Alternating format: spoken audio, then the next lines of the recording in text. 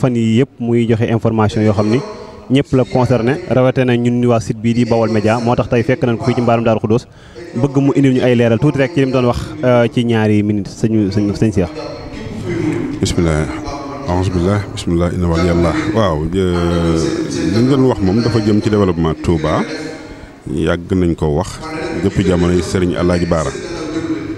wax ne li jiitu ci liggéey Touba fi mu ne ci bitti mooy assainissement ak adduction en eau potable loola waxoon naa ne doxoon naa ci jéego jamono yi Serigne Baar ji soog a toogee ak américains yi waxoon ne nangu du ñoo financé jusqu'à 500 milliards ci biir corniche bi def assainissement bi ak adduction en eau potable bi jëli ndox mi Touba Bago indi ko fii tout en sachant que dañuy defaat extension bu yooyu weesoo te anam yi mu gën a jàppande mais première phase mooy 4 kilomètres carrés yi waaw loolu nag bañ ko waxee président Wade moo fi nekkoon ñu yegg ko sëñ Baara américain yi yónni fi délégation en fait ma yónni fi ma jiital sëñ Amadou Makhtar ak Cheikh Bass ñu dem sëñ Baara mais exposé ko problème bi mu ne ma d'accord na ci saa si sëñ Baara am loolu problème mu ne d'accord na après ñu war a amaan beneen jataay boo xam ne bi dafa mel ni Cheikh Bass daf ne kon danañ ko wax Ablaye Wade beneen jataay bañ amaat bañ ñëwee dañu wax ne Ablaye Wade neen dina ko def ma ne ko loolu boobu Touba communauté rurale la nekkul woon commune ma ne ko état mënul jël 500 milliards di ko def ci communauté rurale état doxewut noonu bon il s'en est suivi ay waxtaan dem dikk sëñ Baar ne ma njañ d'accord naa mujj sax sëñ Baar sax moom mujj wax ne léegi kon état bi def leen ni américain def leen ni ma ne ko d'accord naa ba tey waaye ba tey ji may wax yow amul suite waaw bisimilah.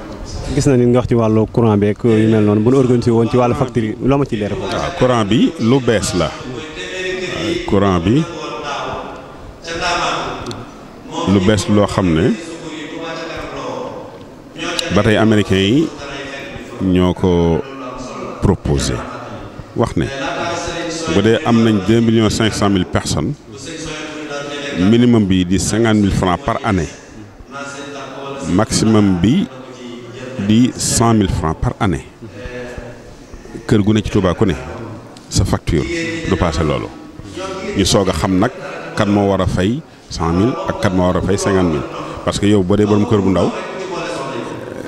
di fay 75 000 francs du bokk ak borom kër gu mag bii fay 300 000 francs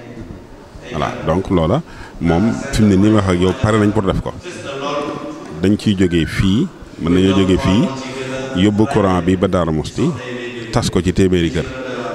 même chose bi maanaam 28 kilomètres carrés yi minimum 50 000 francs par année maximum 100 000 francs par année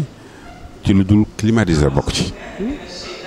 lu dul climatiseur rek mën na cee bokk ak loo mën a am ci ventilateur ak loo mën a am ci congélateur